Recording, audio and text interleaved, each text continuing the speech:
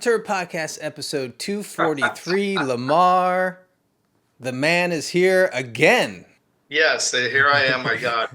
You said Yes. 243. This is your 243rd podcast. It sure Yes, it is. is. Well, check it Yes. out. Quadrant, I know we're going to talk about Quadrant, is full moon film number 400. Well, Think about that. we got a long way to go, Lamar. Yeah, well, we'll make it. You know, we'll let you know when we get to 400. But we have the legend here. Director, producer, filmmaker extraordinaire Charles Band. How you doing, sir? I'm doing great. I'm excited about Pulp Noir and our first maiden voyage, Quadrant. Have you guys seen it? We have. Yes. We have seen it.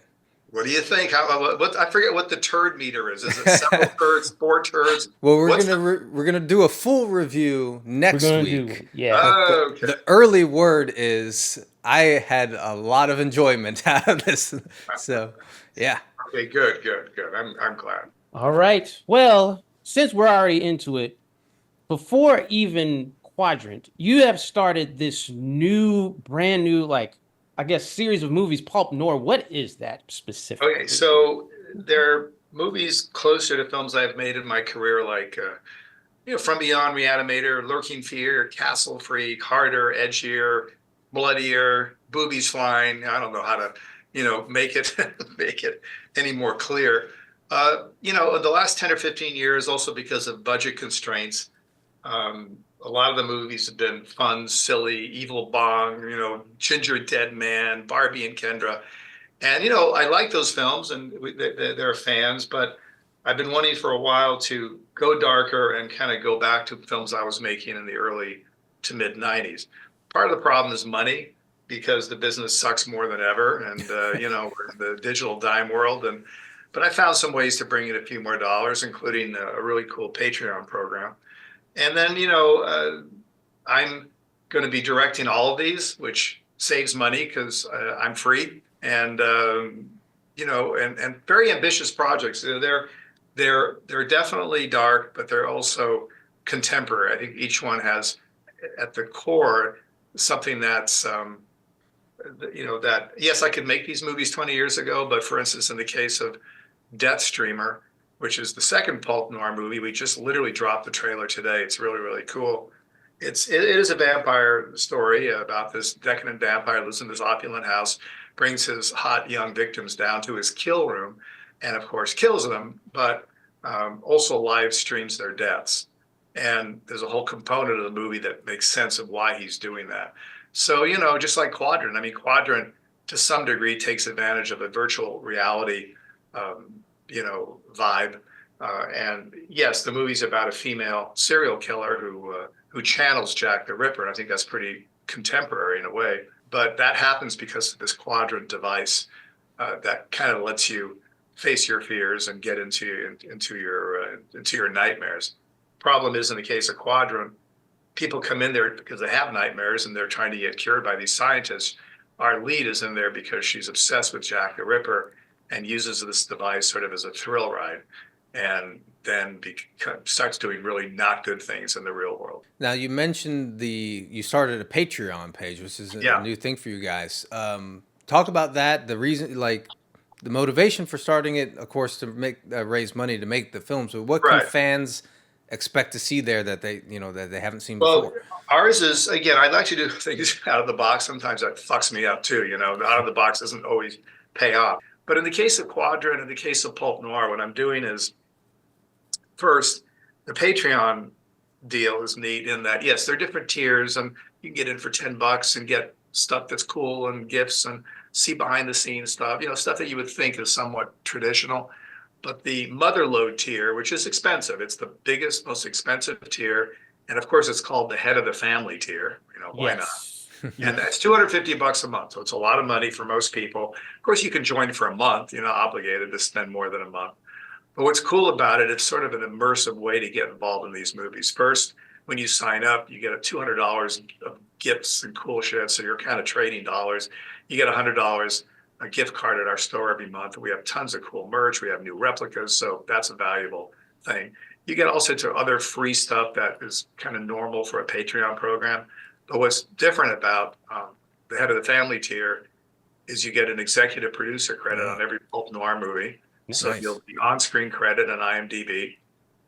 And I've got this cool hookup where hard to describe unless I can show you, but I'll do the best I can. Okay, so I'm on set and I'm directing these movies, and I started with Quadrant.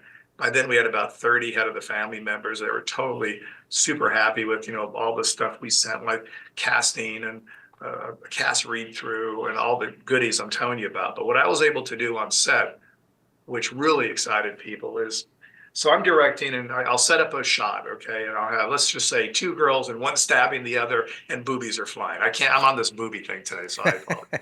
We're All right, not so gonna I set it up, and then the camera is put where I need it, and then I sit on my director's chair, and I'm always looking at the monitor. Monitor's here to see what the camera's seeing. The actors are over there. What I did for years as a kind of a point of reference is I'll take my iPhone, and I'll hold it about here, and I will record the shot that I'm shooting. And what I'll see then later for references, I'll see the monitor, so I know what the camera shot, and I'll see the actors. And I always let it go a little longer because at the end, cut. Oh my God, I'm full of blood. That was too much. Let me go to the shower. There's always fun shit that happens on a set once the thing is done.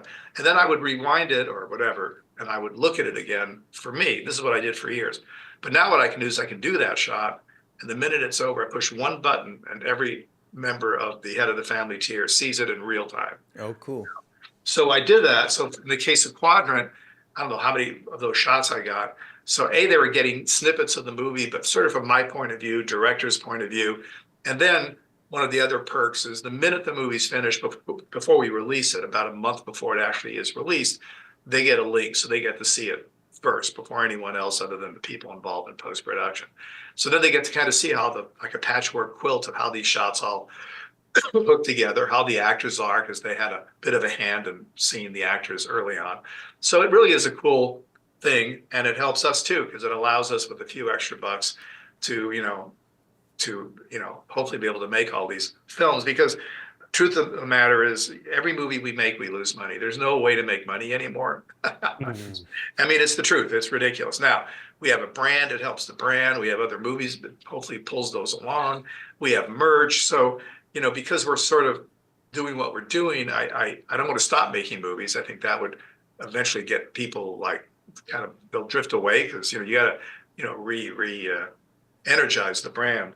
But because the business is so terrible today and there's so many digital dimes that it doesn't add up to much, you can't really recover your costs. I mean, look, we have a streaming site on Amazon, foreign, we have our own app, we put movies up on Tubi. I mean, we're there. We do as much as a human can do, but it's no longer an even playing field. I mean, back in the good old days of video, you made a horror movie, it was decent, you got it on most every shelf across the United States in the horror section. And that's the one place where people went, if they're into horror, to rent a horror movie. You went to your local video store. You didn't go to 10 different video stores, the blue store, the black store, the green store. You went to your local video store that was a horror film shelf, and you would see, oh, look, Puppet Master, Aliens, Terminator, demonic toys. We were there with the big guns. And that's how the business worked well for also filmmakers and fans. Otherwise, today it's impossible. Today, if you're lucky to get it on one site, let's say you get it up on Amazon, well, you're not going to be in the top row of new releases. You're going to be somewhere in the basement. You're going to be way the fuck down in the basement. And the only way people can find your movie, they got to type it out. I want to see whatever it is. So unfortunately, that's the world we're in. So you got to keep inventing new ways to, try to, keep the wheels turning. Well, we think you're keeping the wheels turning with Thank you. Quadrant, because I saw that this idea was originally, I don't know if it was in the 80s or something, and then it came to now. And it's crazy how it with VR headsets and everything like that, how it connects. How did the original idea come? No, that's a good one, because so what I've done since the beginning of my career is all the movies I've made are ideas, 98% titles that I've invented. And I always start with the title and the piece of art. Because if you can't sell a movie that way, I don't care what the medium is, and you're kind of messed up. Nothing's worse. And I have friends who've made pretty cool movies, but they didn't know what to call them. They still had like title, question mark. And then it's hard. It's very hard unless you have a concept that people can respond to real quickly. So I have a bank of titles and a bank of art. And even though I've made hundreds of movies, I still have a lot of projects that are sort of tucked away depending on everything, money, the time of year, what people are looking for. And in that bank of unmade titles, one of them is called Quadrant. So in the 80s, and you're right, it was the 80s when I had Empire, there were some things I did again to kind of do things out of the box. Like, for instance, we published several times big sheets of stamps, postage stamps, regular postage stamps, and each one had a concept, a piece of art, and a title. And these were kind of future, Empire movies. I also published playing decks of cards, like bees or bicycle cards. But on the back of the card was a piece of art. And these were generally movies that weren't made. Now, over the years, I made a lot of them. So you can go back and you still find these things. I mean, I have a few left, but they sometimes come up on eBay and go, oh, what did Charlie actually make and what was not made? Well, Quadrant was one of those cool titles that I never got a chance to make. And the reason why is the original title and the original art was a submarine underwater, kind of going through like some weird light. So you get the impression it's going into another dimension under the water. And the title was Quadrant. And my idea was, or the basic, storyline was a group of people kind of trapped in a sub. They go through some kind of different dimension and shit happens. I mean, that was kind of the one-liner, right? Never got to make it. A little too expensive. So yeah, Quadrant survived many, many years, 40 years. And now, I was putting Pulp Noir together and I had this idea about the, sort of this, the idea actually is somewhat inspired by a movie that I loved when I was a lot younger called Altered States. Have you ever seen Altered States? Altered States, yeah. Check it out. It's one of the great sci-fi movies ever, okay? And it's a forgotten movie. But if you know the references, my story doesn't mean anything. But Altered States is about this guy who experiments. He goes into this tank to get into a different dimension. It was a full-on tank, water. And he goes in there, and then he starts devolving into almost an ape at a certain point. But then he brings that back in the real world, So it's one of those movies that left an impression. Wonderful actor who just passed away. I forget his name. He'll come to me in a minute. But so anyway, yeah, Quadrant's got all those elements. But first and foremost, it's about a female serial killer who channels Jack the Ripper. So, well, in Quadrant, they're wearing the VR helmet. They're going into like the simulation. Now, at that point in the movie, you actually used, I believe, AI generated film. So, what's your opinion on AI and film and the whole thing going everyone's forward? Afraid of, oh my God, AI, it's the end of the world, just like they're fucking afraid of the telephone. Oh my God, it's an invasion of privacy in the internet. And AI is just a tool. And it's a tool that doesn't answer or solve everything, not even close. So I'm not even a fan of the idea of creating an AI, trying to replicate or duplicate a human in a scene in this room. There's no point. The reason why I like using a little bit of it in the Quadrant world, because the Quadrant world, it could be whatever you want. It could have been a cartoon world. It could have been a CGI world. It could have been any world that you want, because you're going into someone's imagination. In the case of our movie, they're trying to conquer their fears. So I thought the little bit of AI we used, I thought was well used and effective. Plus, what's cool about AI, and I'm into what it does well. I'm not talking about all the chat GPT and answering questions and cheating on tests, but when you prompt and when you create images, and if you do it the right way, sometimes there's something that comes out of I don't know what, the whatever AI is, okay, stuff that maybe an artist wouldn't be able to render the same way. It's just like a different interpretation. Some of it's pretty creepy, I think, So we were blessed that we could go in and for those few moments when the various players are in the AI world, it was cool that we can go in there and kind of create an environment that we definitely would not be able to afford otherwise. Now, it's only a few minutes of a whole movie. This is not a movie about AI. Right. This is a character-driven movie about people trying to solve their problems. The scientists mean well, even though there's a hidden story there, and they don't know that the young girl comes in there talking about her obsession with Jack the Ripper, is using it as a thrill ride. She's going in there to be close to sort of what she wants to be part of, and then she takes that back to the real world and just goes mad. Well, I want to get this right because looking at the movie, it Yeah. looks like we're still in Cleveland, and it looks like all this is happening in Cleveland. Is it just gonna be for like, well, or just moving forward? Is Pulp Noir going to stay in Cleveland? Cleveland just shooting all of his No. movies, or okay? No. The very next movie I'm shooting, I don't know if you guys saw a movie I made years ago with Cheryl and Fenn called Meridian. The subtitle is Kiss of the Beast. So the next movie I'm making is similar to that, not similar to that movie, but it's basically a paranormal romance. So it's gothic. I'm shooting in Italy, catacombs, tombs, castles, weird stuff. Nice. And it's called The Lost Girl's Private Diary. So it has a vampire vibe to it. It crosses over in dimensions. It's very gothic and has absolutely nothing to do with Cleveland. But Cleveland is awesome. Let me tell you, we've shot a bunch of movies there. The Quadrant could have been shot anywhere. I mean, there's nothing about Quadrant that couldn't be shot here in LA. Problem with LA, we couldn't find some of those locations, and it's very, very expensive. This town is jaded. This town is like, oh, production company, fuck you, get off my. You rent a little house on the street, and everybody hangs you up for money because you're disturbing the peace. And I mean, LA's been exploited, for 100 years. I'm sure in the very beginning, day one of someone going and say, hey, can we rent your house? They go, sure. And here's some cupcakes. That's no longer the case. Whereas Cleveland, it's cool. We've rented amazing locations. People are great. Oh, my light just went out. Hope you can still see. Things got dark. Maybe it's even better. So Cleveland is definitely a production home away from home. We'll be shooting some of these in Italy, and I mean they are definitely bloodier and edgier. And I'm doing things that did I tell you a little bit about the how I'm releasing these things? I'm not sure. Do we get into that?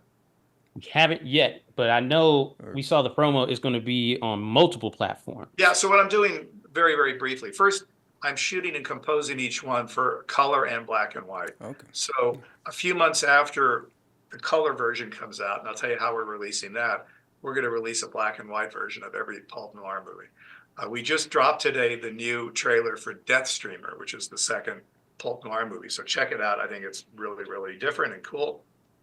A lot of production value. But what we're doing as far as Quadrant, it releases on the 23rd of August, so a couple of weeks away. Normally, the way it works in this weirdo business is it comes out on streaming first. So you got to be a subscriber, or you can rent it, like say on Amazon, or you can download to own. So that's the first window, so to speak. Then a few months later, it comes out on the free services like Tubi, where you can watch the movie for free, but you have to watch a bunch of commercials. Then a few months later, it comes out on Blu-ray and DVD. That's the pattern generally for every movie, unless it's a huge blockbuster. Then they take it out theatrically first. So that's the earliest window.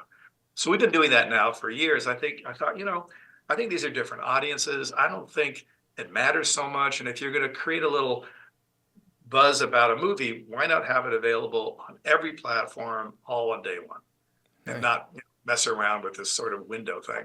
So on the 23rd of August, it's available on streaming and download to own. It'll be on Tubi, all the free sites. It'll be also available on DVD and Blu-ray, and believe it or not, even VHS. Awesome. Well, why not? Yeah, they might as well. Yeah. Hell yeah.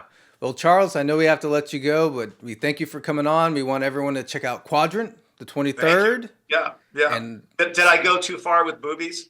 Oh no, there's no such thing. What about blood? you got to look at our audience. They're going to be like, yeah, they'll be fine. So I forget because I love watching your stuff. So you give so many turds depending on how much you like the movie. Pretty much. We have 5. We rated on 5 categories. So 1 point each. The top score would be 5 turds. Yes. All right. Can't wait to see how many turds Quadrant. Yeah. All right. Thank you. Thank you so much. See you later. Peace. Check out the Death Streamer. Watch the trailer. It's very cool. Cool. All right. Will do. See you later. See ya. Bye.